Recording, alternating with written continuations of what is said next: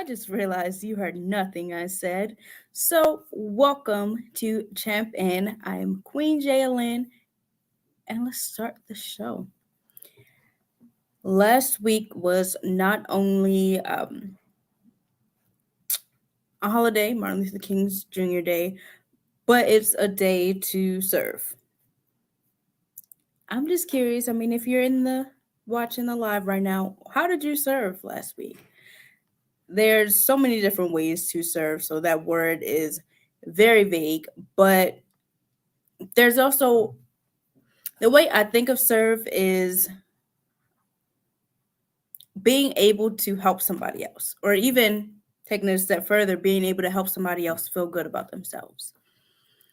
And personally, last week was just horrible for me. I don't even know why exactly.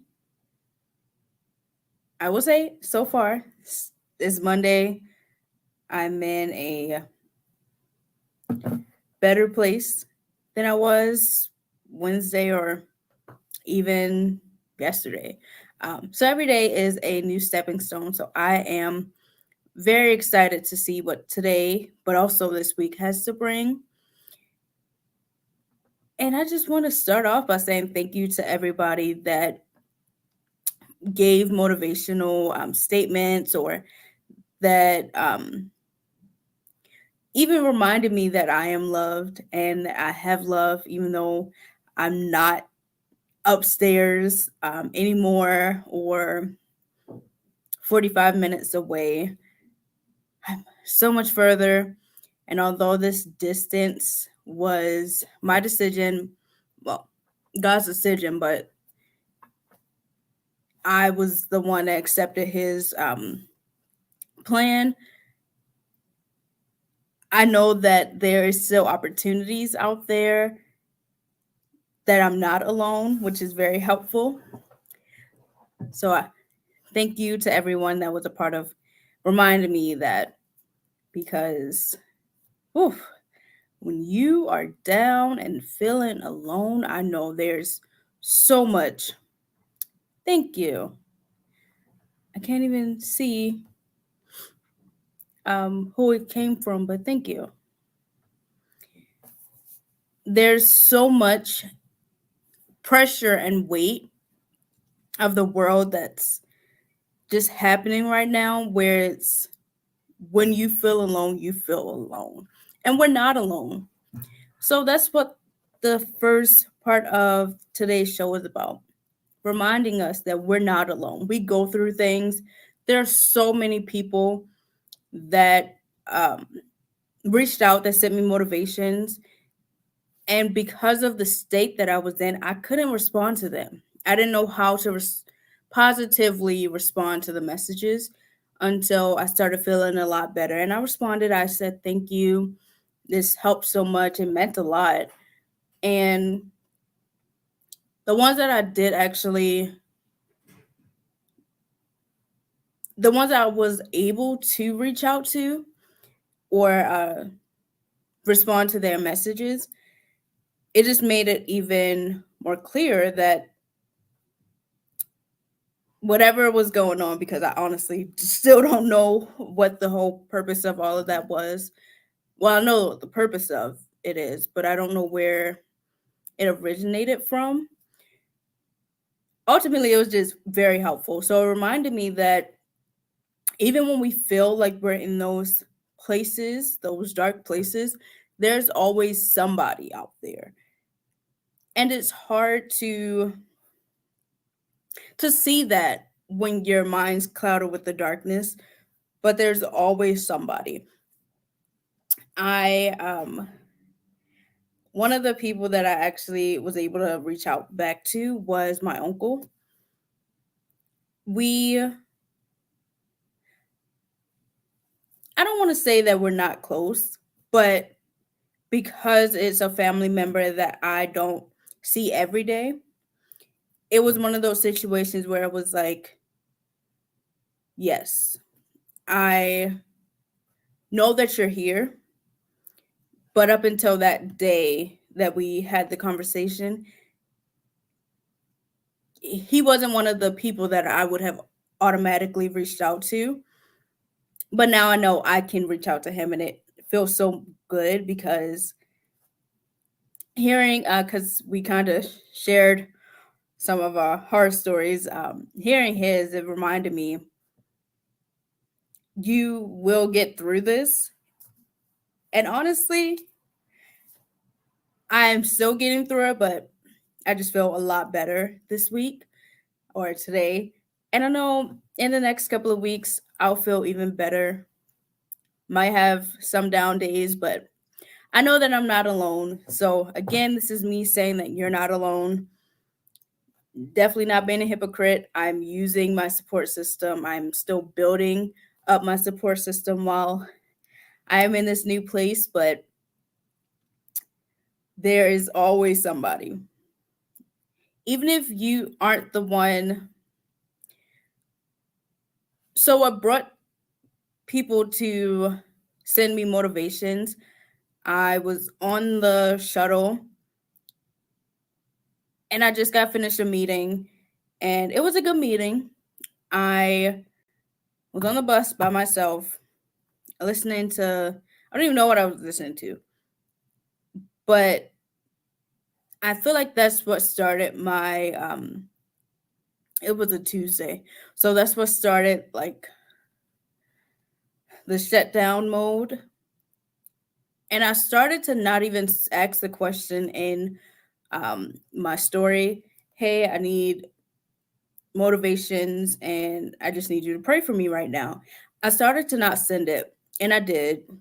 And I got a lot of, or I got more responses than I thought.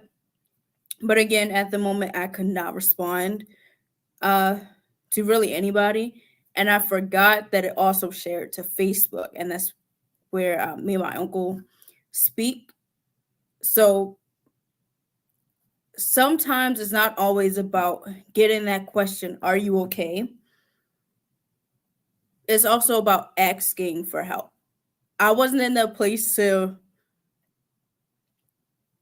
have an actual conversation, but I will say right now, honestly, 100%, everything that was sent to me, the motivationals, the motivation, the motivational quotes, the I'm praying for you, all of that I took once I read them. And my plan is to, so I have this empty wall right next to me.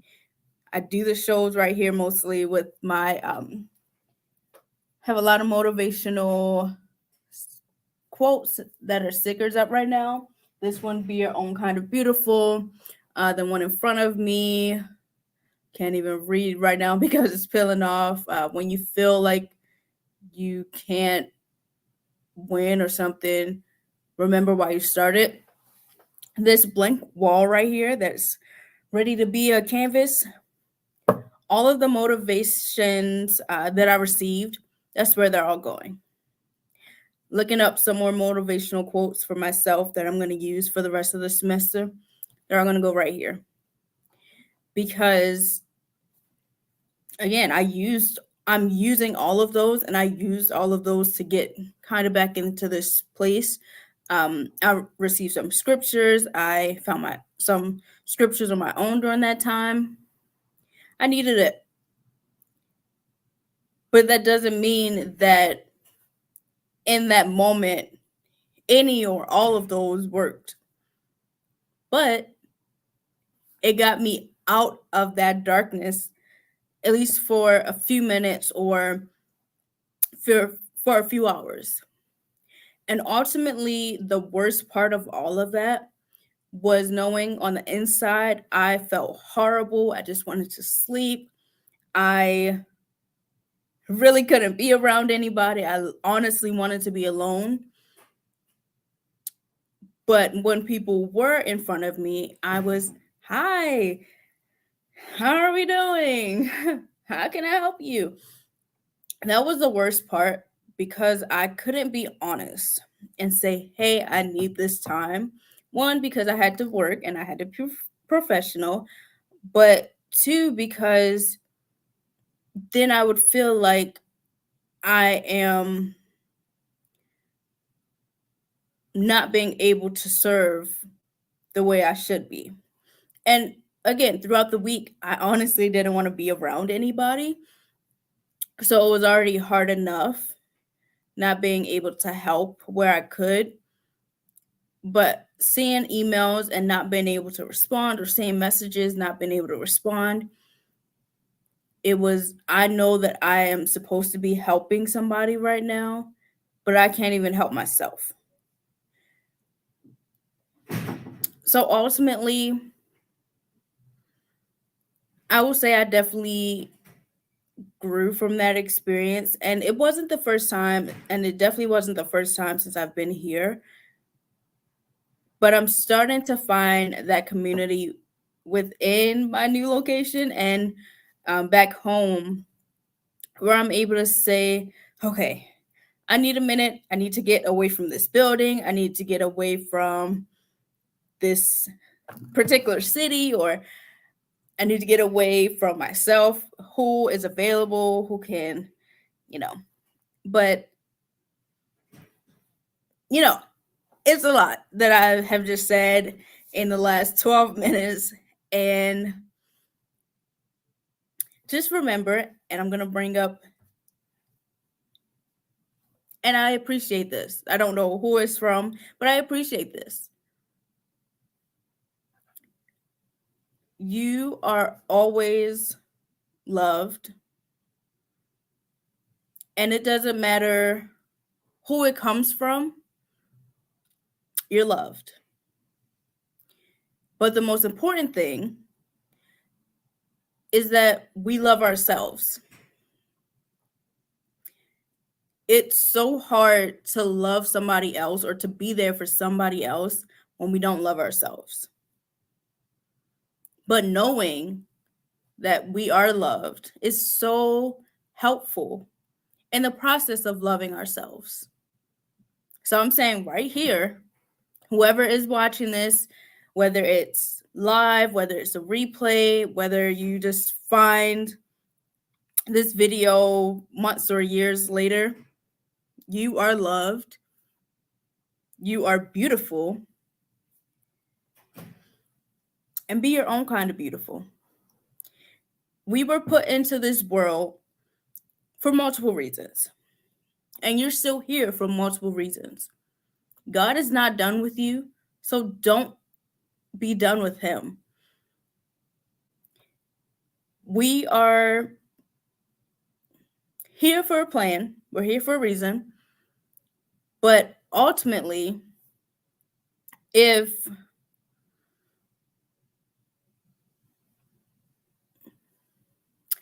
ultimately, we're all supposed to be unique. On one hand, we're supposed to be uniquely ourselves, where we are doing our own things, not caring about what other people say or how they feel about us, because we know we're doing God's plan. On the other hand, but I want to fit in. There's nothing wrong with either.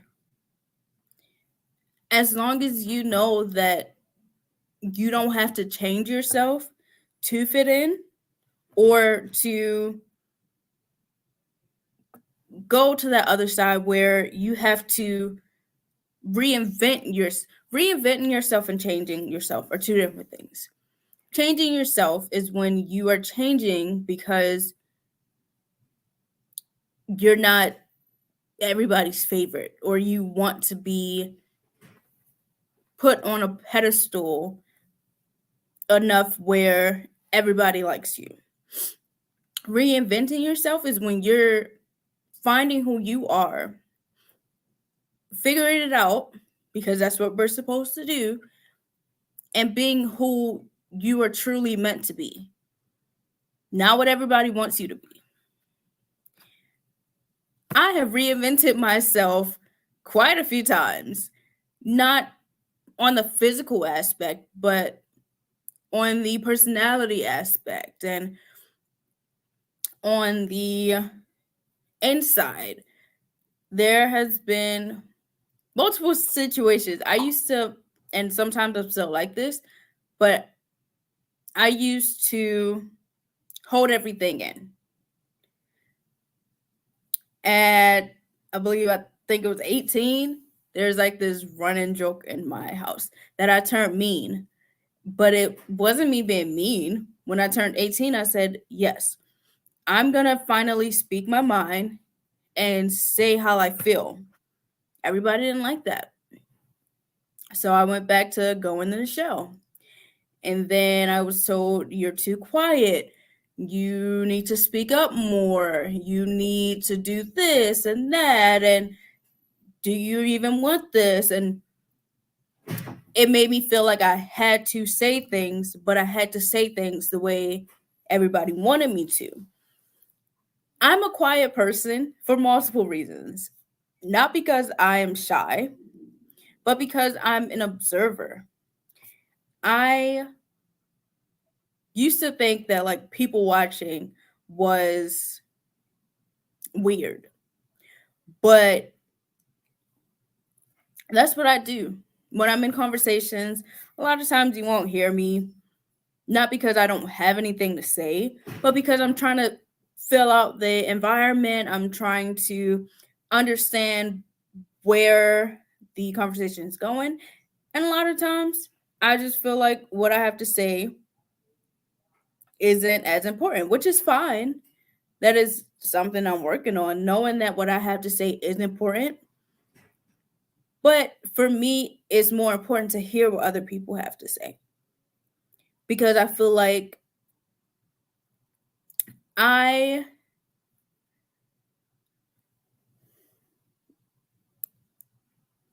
I just feel like when there's a time and place for me to speak up, you'll hear my voice, but I have to prepare in order to let it be heard.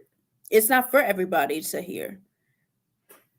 Every situation isn't needed and input isn't needed, but saying it out loud, it doesn't sound right. I know that I'm important. I know that I'm perfectly imperfect, but I also know that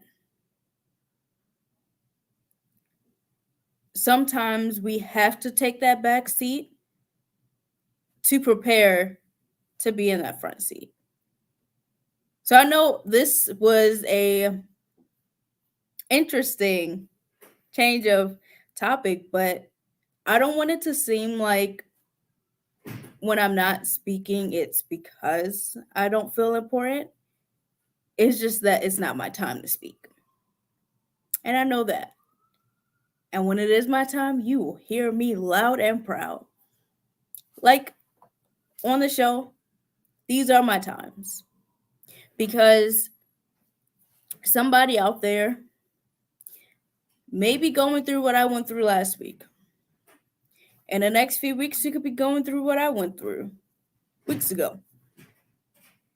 Or you could be in the stage where I am now, where you are feeling so much better.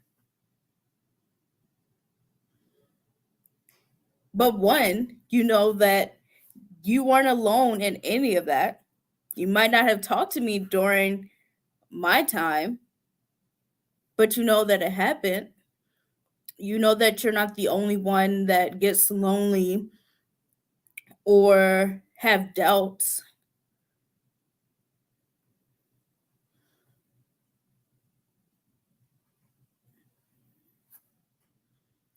You're not the only one that feels like they have no place here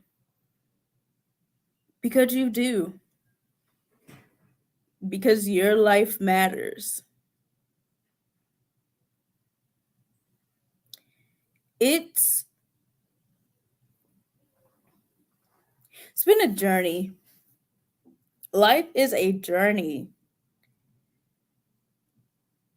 And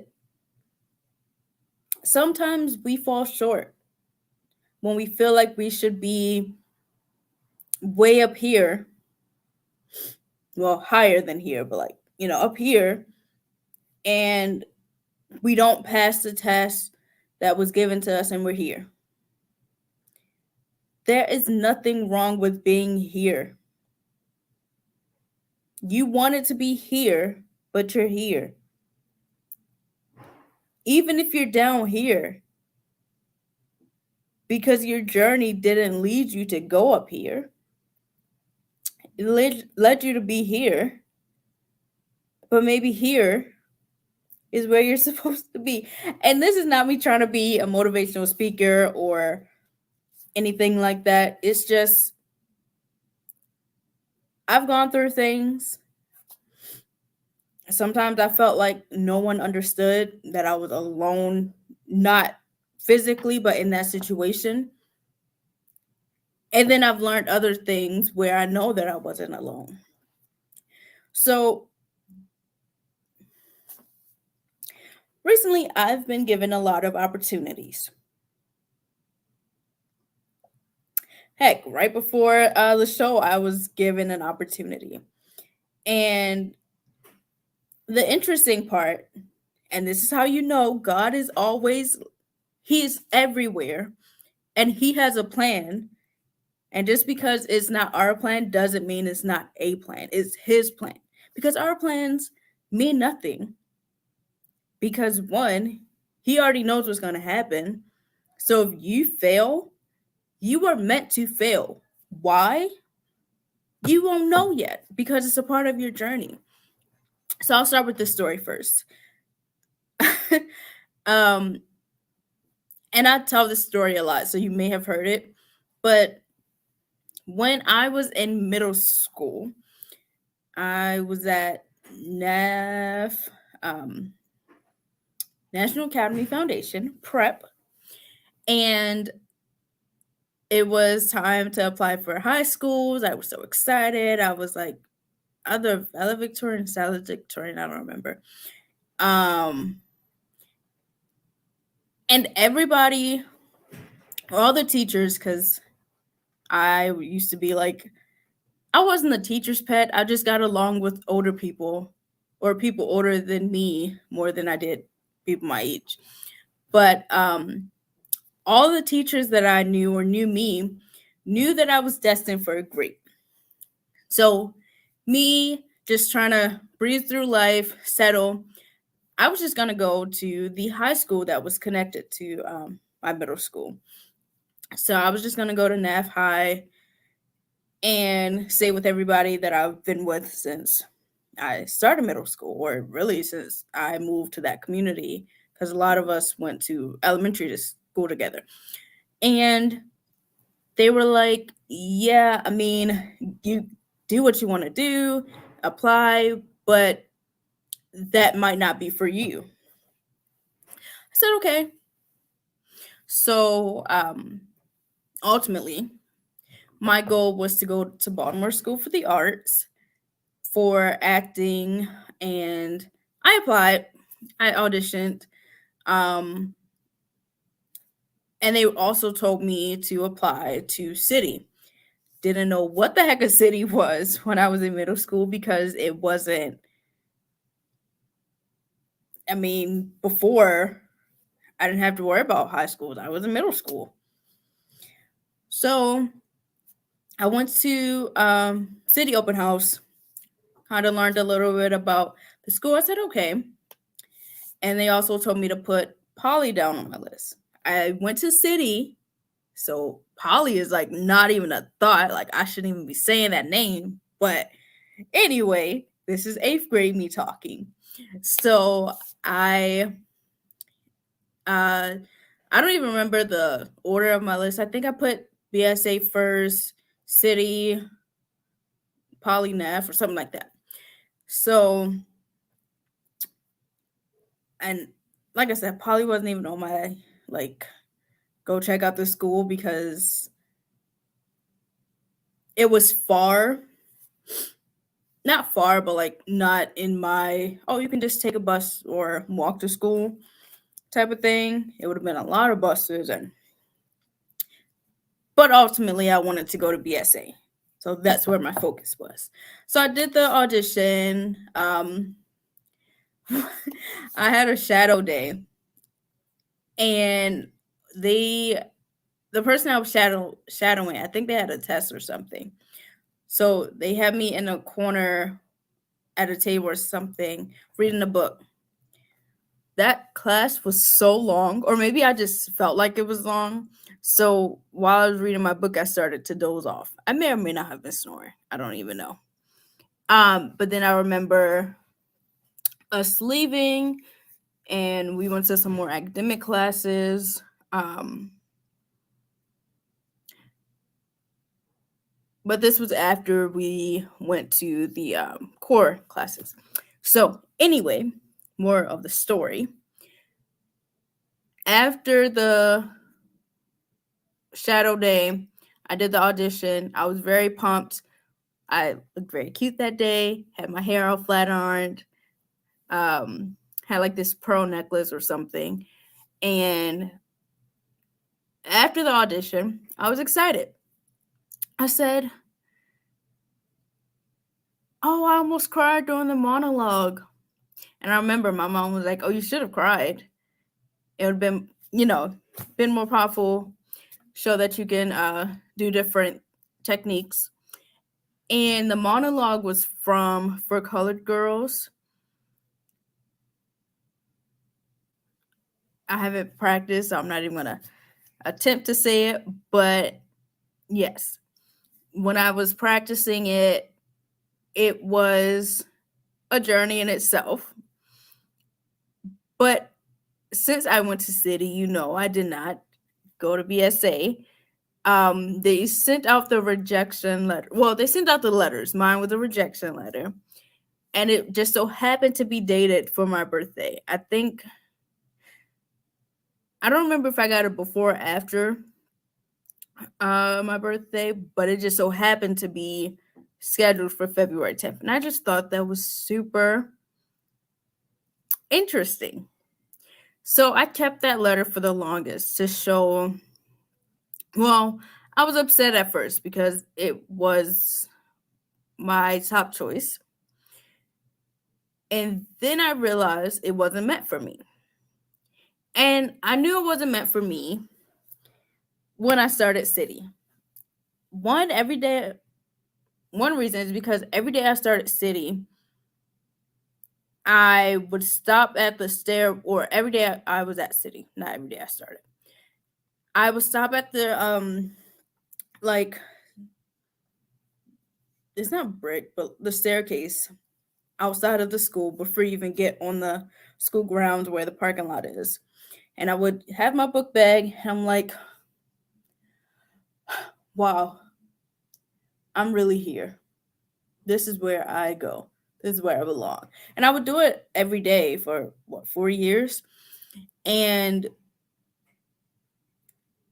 even walking in the hallways, I don't remember the last time I've been back, so I definitely have to go back. But it always felt like a dream, like a maybe you made it dream, because we are the castle on the hill. But it wasn't what I had planned for me. It was what God had planned for me. And then thinking back after maybe freshman year at City, I started talking to people at BSA. Yes, BSA would have been a great opportunity if acting was still my top priority. As you can see, is no longer as big in my life. I love theater. Just went to go see a show the other day at the theater right next to me. Loved it. But BSA, yes, they go to school later, or they went to school later. They also got out later. I could not even stay awake when I was shadowing. I didn't think I was going to be able to stay awake during my classes. And it wasn't because it was a boring class. It was just very quiet. They were taking a test, and I don't do quiet. So all of that to say was I thought that BSA was I was in eighth grade. I wasn't looking this far into the future, but I thought BSA was my top choice. I thought that's where I was going, and I was going to do bigger and better things in life. I was going to one day be in some movies, TV, who knows. City was the unexpected dream. And if you can't tell, City right now is like way higher than BSA because it was the plan that was for me that I didn't know was for me. And ultimately, if I went to BSA, personally, because it is a great school, but personally, I wouldn't be where I am today. Nothing on the journey level would have been where I am today. Because if I went to BSA, Bowie would not have been an option for me.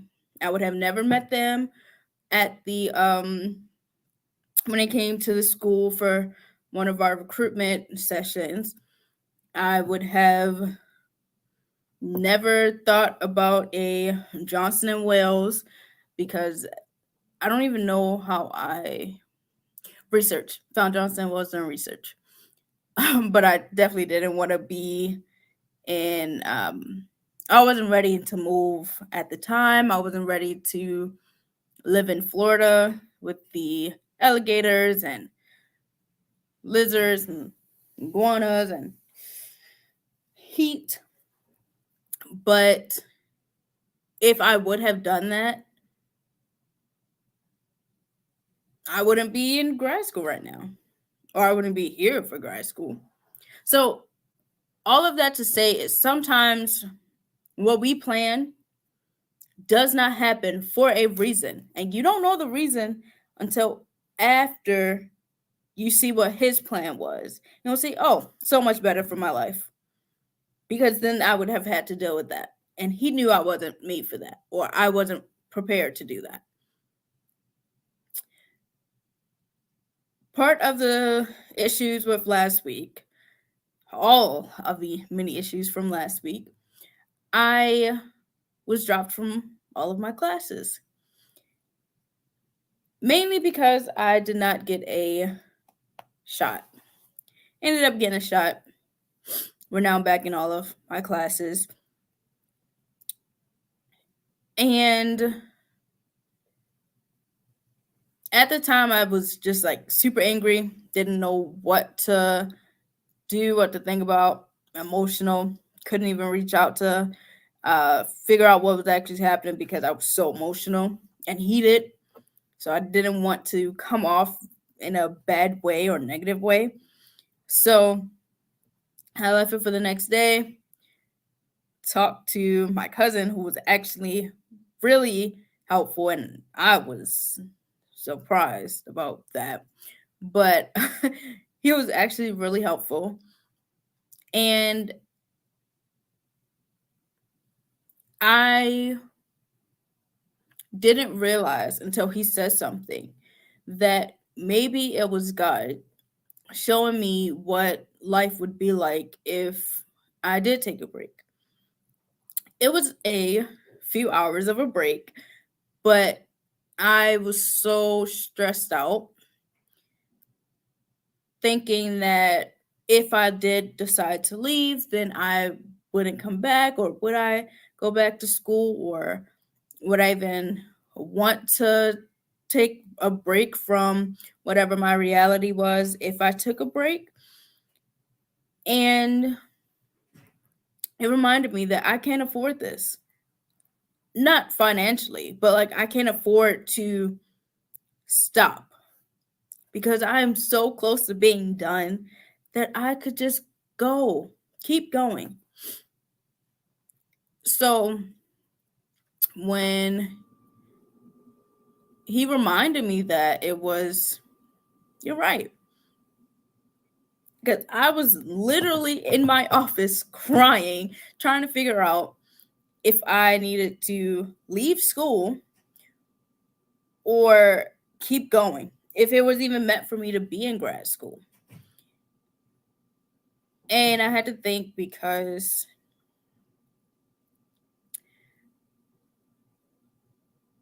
I this was always a part of my plan. But was it a part of God's plan? I said, "Oh, I'm going to get my master's, then my doctorates in something, I don't know, and have 3 different degrees by 28, I think." Being here has reminded me I'm stopping at a master's, nothing else after this.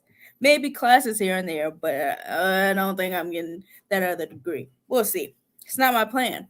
But it's all a work in progress. It's all a journey. And we hear so much, take the process as it is, or um, trust the process. Trust the process. Trust the journey. Everybody's journey is different, but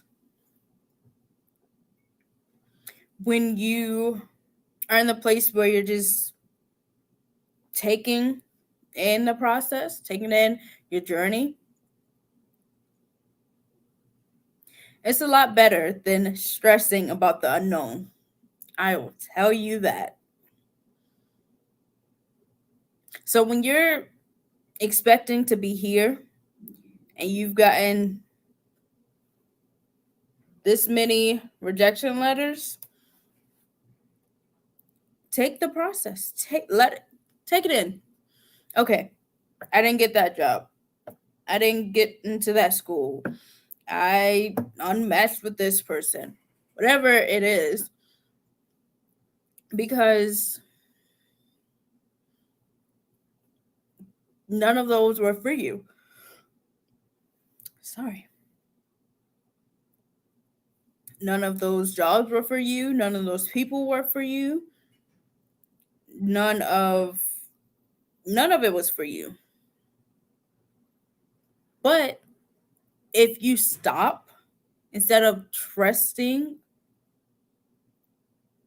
then you're stopping your blessing that could have been that next letter or next email. Right now, I am contemplating leaving one of my jobs because it's not because it's taken away from homework or anything, but it's taking away from self-care. Um, but financially, the job is kind of helpful. Socially, it's kind of helpful because I actually get to meet people. Sometimes I'm making somebody's day. Um, I think told the story where I had a guest. I think we say guest. I had a guest come in and they were so mean and nasty to me. Well, they were just rude, but they were so mean. And by the time they left, because I did not show emotions. I mean, I was still being nice and stuff, but I didn't show like that they upset me type of emotions in front of them. By the time they left, I said, "Have a good day." They're like, "Have a good one." I was like, "Oh, you completely changed and did a whole 360 since you came in, but cool, thank you." I mean, I didn't say that, but that's how I felt. And if I wasn't there, it could have been a situation where somebody would have not been as nice as I was and probably put the guest in their place, which probably would have been even worse. But I don't know. I feel like I'm supposed to be there, and I'm in the trust part of my journey where I'm like, okay, if I am supposed to be here, I will know. And if I'm not, I'll know.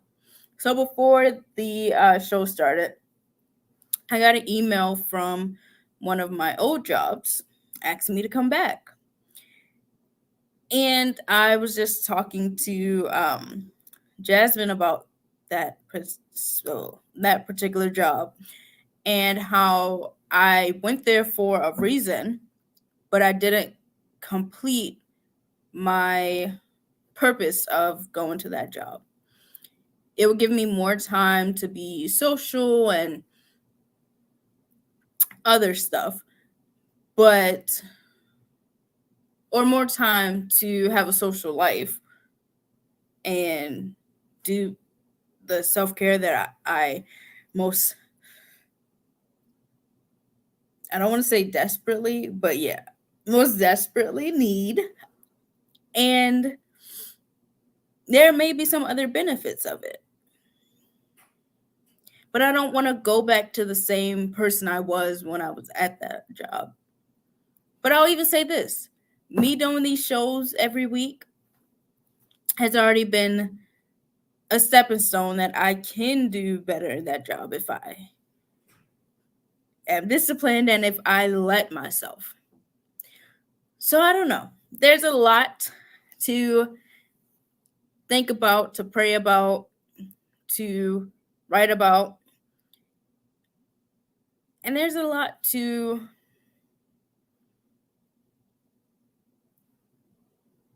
understand through all of this because maybe I do need this new opportunity. But do I also feel like not staying where I am is a problem because I just got there? I don't know. A lot to think about. But just know that settling does not mean you're supposed to be somewhere. It just means that you're too comfortable to move. And I was after everything happened with the classes, I was talking to a friend of mine who also helped me out of all of that last week. And we were talking about how when I was at Bowie, it took me a lot it took a lot of time to get to where I was or get to the person I was before I left. How I actually decided or jumped out at opportunities that were presented, including SGA and Res Life, and I would not be in one of my I have multiple jobs. One of my current positions, if it wasn't for residential life at Bowie. So our conversation kind of led or ended with me saying that honestly, I feel like if I stayed at Bowie for grad school, yes, I would have been settling, but I would also feel more comfortable and more like I belong. But it wasn't until, and I even had issues at Bowie where I didn't feel like I belonged or where I didn't feel like I could do certain things. But again, that was that would have been the wrong decision for me because my plan was just keep on going, but I wouldn't have been able to do a program that I actually wanted to do. The event leadership that I have here, I would have been doing something way easier, which, who doesn't like easy? But this has been a challenge and it will continue to be a challenge because now I'm taking finance classes and math classes and business classes, which are not fun, but I'm learning. I'm learning a lot, and I'm not just talking about in those classes. I mean, I'm learning a lot about myself. Because if I stayed at Bowie, or if I settled in multiple situations where I would have loved to settle because I would have felt comfortable and I would have had people that I know or that I can actually connect to, then I would never have the opportunities that are coming up. I can truly say that through all of the stress here that I have been putting on myself, I'm learning that there are people out here for me. And it's extremely helpful. Being in Rhode Island was never a part of my plan. For some reason, it was a part of God's plan. I don't know what that reason is yet. I'm going to learn and trust the process and figure it out every day. But if I just stayed home and stayed in Maryland, I wouldn't have the opportunities out here. I wouldn't know anything else. Yes, I've always wanted to travel or be in California or Florida, or that's where I thought I would be right now. And I got older and I said, oh, excuse me, Florida and California are both hot. I like the snow. I think right now it's supposed to be snowing. Yeah, no. While a lot of people out here do not like the snow, I love it. And it's supposed to snow until like 7 p.m. Between now and 7 p.m., well, between 4:15 and 7 p.m., I'm going to be outside in the snow. Even if I'm just sitting down, yes, I'll be bundled up because we're not getting sick out here. But the snow is just so peaceful to me. That might sound weird, and I'm sorry that I love the snow. I feel bad about it every day because I know that there's a lot that happens in the snow that's not fun. But there's also a lot of fun that happens in the snow. And growing up, a place that has snow was not like even in my plans. I said, oh, beaches, celebrities, opportunities, let's go to Cali or Florida. Disney, why not? And I grew up to realize that neither of those places were for me.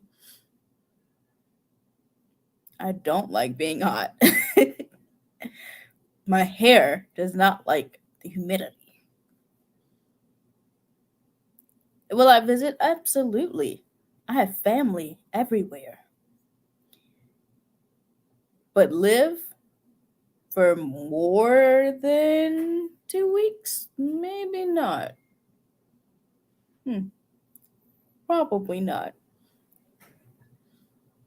But I would not have known that if it wasn't for the journeys. Because I could probably be in Florida right now hating it.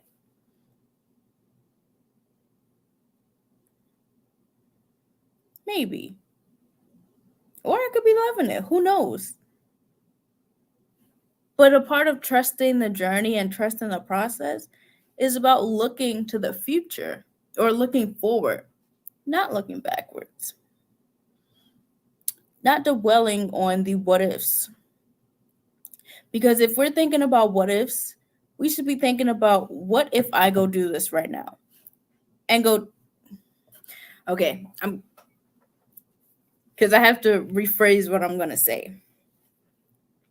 Thinking about the what ifs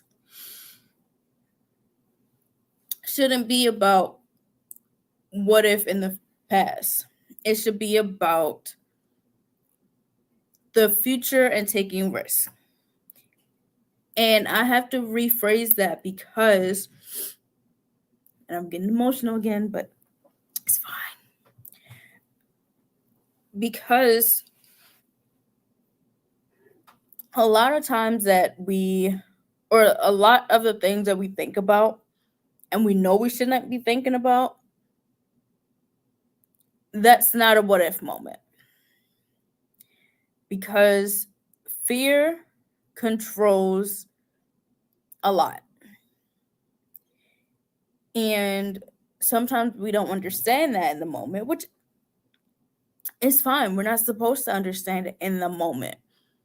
We'll understand it after God protected us from whatever it is that what if thought did. But if it's a positive what if and you're letting your fear, I might be traveling international soon. Part of my fear is that, and this is, I'm being honest, I'm telling you my fears, but I'm not going to let the fear stop me. Part of my fears is that I am not going to come back or I'm not going to make it. One of those. And that could, try not to let your mind think too dangerously, but that can mean multiple things. It could be that the flights get canceled or I use my suitcase before I leave. Who knows? But that's part of my fear. Another part is while we're doing certain activities, I am going to let my fear in the moment cloud the excitement or the joy that the activity is actually supposed to bring. Sorry, I thought I was supposed to be up by 9 something. Honestly, I'd be up before 9, so I got up at like 8 something, and now I'm very tired. But I'm not going to let my mind or my fear cloud that opportunity. Everybody wasn't given the opportunity. Excuse me. Well, there were a lot of us that were given opportunity, but it wasn't for everybody. It was for me, apparently. So we're going to go take this risk. And instead of having the what ifs of the bad things, what if I actually go and I enjoy it? We're going to go try that out. What if I actually meet people and see that without this risk that I would not have met them? We're going to go try that out. What if because I've only ever flown Spirit and Southwest. And Spirit, I was in the 8th grade. I think I was in 8th grade. I was in middle school. What if I go on another airline and I actually like them? I don't know how I feel about that, but we're going to check it off. Because so far, Southwest has been the only one that's offered free carry-on or free check bags or carry-on, whatever. A lot of these international flights are not, and I don't like it because now I don't want to take any bags, which is not going to be good in my favor, but there's a lot of what ifs in the world. And if it's a what if because you're afraid, and I'm trying not to say it like this because, yes, I'm being very vague right now, but there are certain situations where you should not let your what ifs end it all. I'm sorry. I was trying not to say it like that, but again, we're going back to you're loved.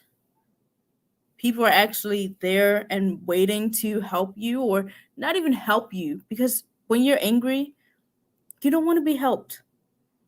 You just want to be seen. want people to know how you feel or to even know that you feel things.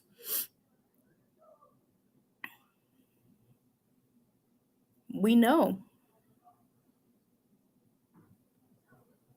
And we just want you to know that when you're ready,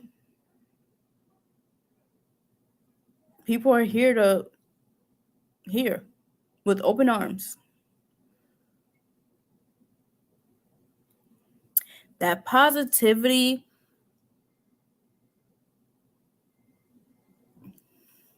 the positivity that is waiting for you, while it is super contagious and we talk about it a lot,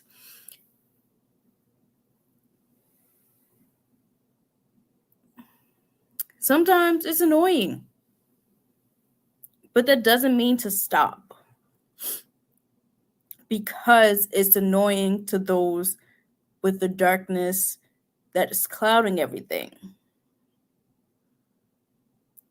But going back to the what ifs, what if we weren't afraid to be nice to people?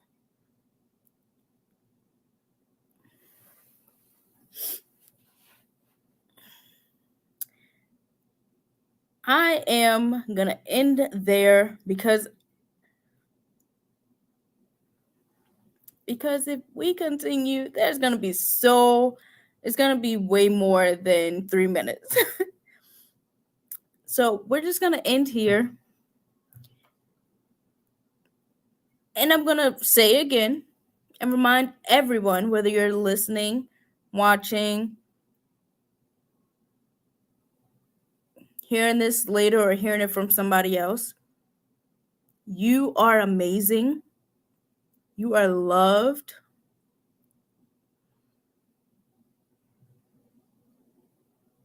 You have so much to live for.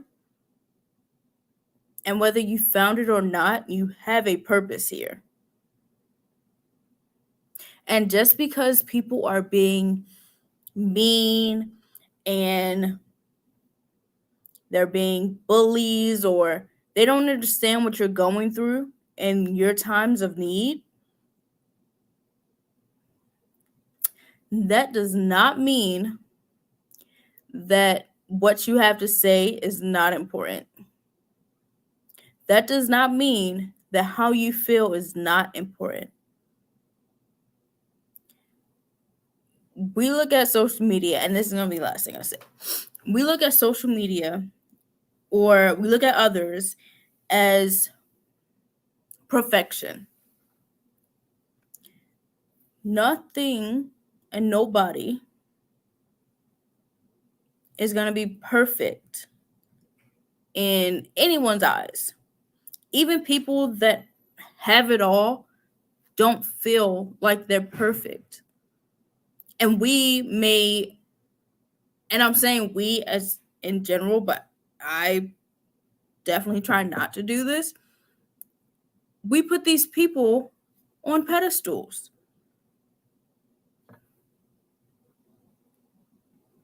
We give them all of our attention. We do whatever they say. And we're hanging on every word. But they're not perfect. They could be dragging you down into a rabbit hole, because that's where they are.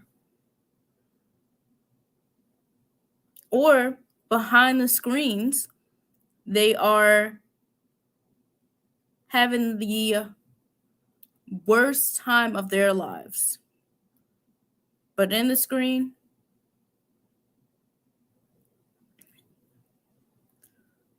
they're giving you 100. They're giving you 100% of nothing. And 100% of nothing is nothing. So I'm going to stop there. This was Champed, hosted by Queen Jaya Lynn. Can't wait to talk to you all next week and see how much love you have given or received. Have a great week.